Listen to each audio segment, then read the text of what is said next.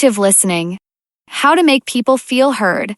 Active listening, the superpower you didn't know you had. Why active listening matters. A person talks enthusiastically, but the listener is distracted, staring at their phone. Talker slowly fades like a ghost. Ever had a conversation where you felt completely invisible? Like you were talking to a brick wall. Or worse, a phone screen. Yeah, we've all been there. But what if I told you there's a superpower that can make people feel truly heard, deepen your connections, and even rewire your brain? It's called active listening. And no, it doesn't involve nodding like a bobblehead. Let's dive in. Active listening. So, what is active listening? Active listening isn't just hearing words. It's about understanding, empathizing, and responding in a way that makes the other person feel valued. Think of it as giving someone the gift of your full attention. And guess what? Neuroscience says it's a game changer for your brain and relationships. Quote from Epictetus, Stoic philosopher, "We have 2 ears and 1 mouth, so that we can listen twice as much as we speak." Hearing is just your ears doing their job, but listening? That's your brain, heart, and soul teaming up to say, "I'm here for you." Scientific study. A 2016 study published in the Harvard Business Review found that good listeners don't just stay silent. They ask thoughtful questions, respond with empathy, and engage actively. Key takeaway. Listening isn't passive. It's an active skill that builds trust and deeper connections. Chatty Charlie and distracted Dana. Let's meet our 2 friends, Chatty Charlie and distracted Dana. Charlie's telling a story about his epic vacation, but Dana's too busy thinking about her grocery list. Sound familiar? Here's the thing. When we don't listen actively, we miss out on connection, and our brains know it. Why is no one listening to me?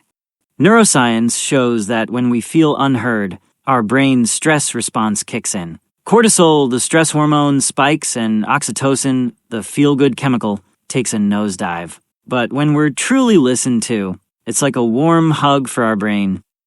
Neuroscience of listening. Why it's a superpower. Oxytocin, the bonding chemical.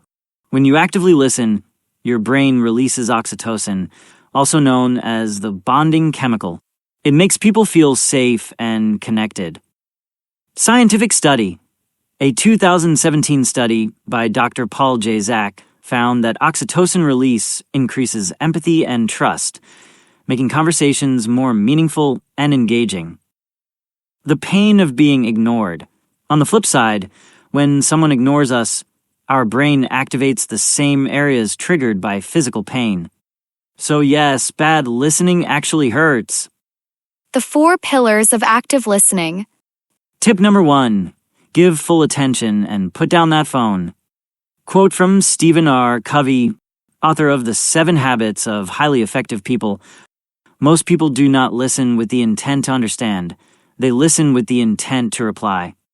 Multitasking is a myth. Your brain can't focus on 2 things at once, so when you're talking to someone, be present. Scientific study.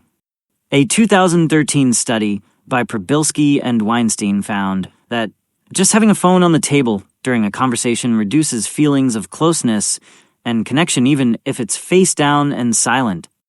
Key takeaway. Put away distractions and give people your full attention. Tip number 2.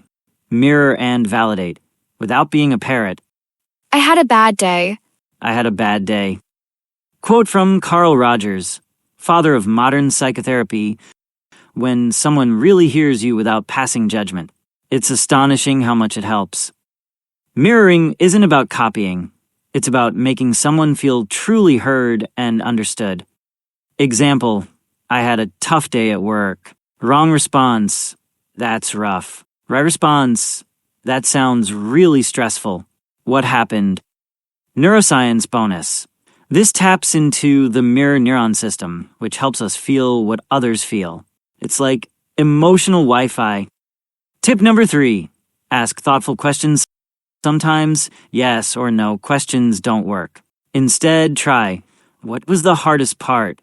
Or, how did that make you feel? Neuroscience bonus. This activates the anterior cingulate cortex, which helps with emotional regulation. Translation, It makes people feel supported. Tip number 4. Use nonverbal cues. Nod, smile, and lean in slightly. Your body language says, "I'm with you." Common listening mistakes and how to fix them. Mistake number 1. Jumping to solutions. A person says, "I'm so tired," and the other instantly shouts, "Just sleep more."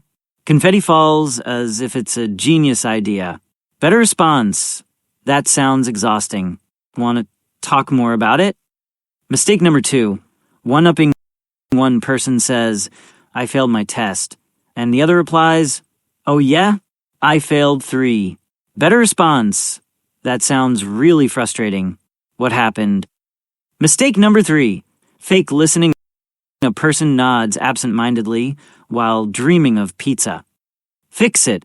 Repeat key points in your own words. So what you're saying is, this keeps your brain engaged. The science of connection. Neuroscientists at Princeton University found that during deep conversation, people's brain waves synchronize, a phenomenon called neural coupling. This means that the better you listen, the more your brain actually syncs with the speaker's emotions and thoughts.